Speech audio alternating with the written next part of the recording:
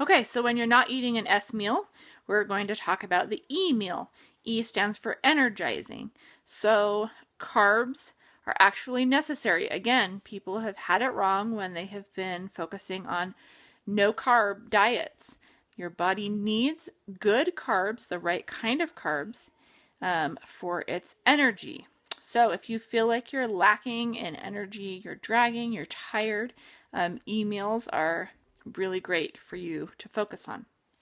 So E meals start on page 39 of the Trim Healthy Mama Plan book. And so just like we're going to limit carbs in our fatty meals, in our E meals, we're going to limit our fat. This one's a little bit trickier. We want to keep under 5 grams of fat in our E meals.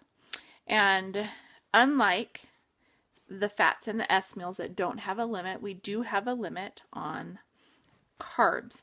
So up to 45 carbs in an E meal and no more than 5 grams of fat.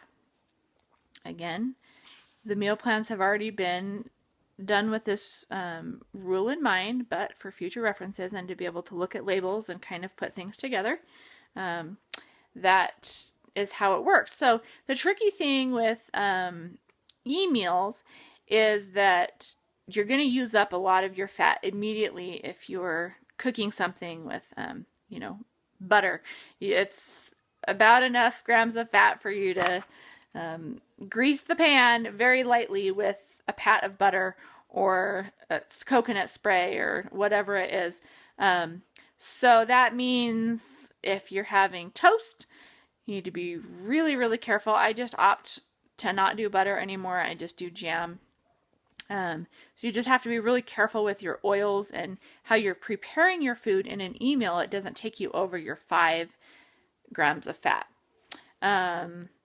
So our E meal,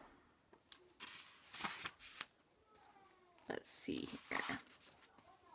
E meal foods list starts on page 49 and goes to page 53. So, staples of an E meal are going to be lean cuts of meat, egg whites. It's the yolk that has all the fat in it, so egg whites are great on an E meal. They don't have any carbs, but they also don't have any fat. So beans, rice, any of your grains, fruit, of course. So most of your fruit will be eaten in an E setting.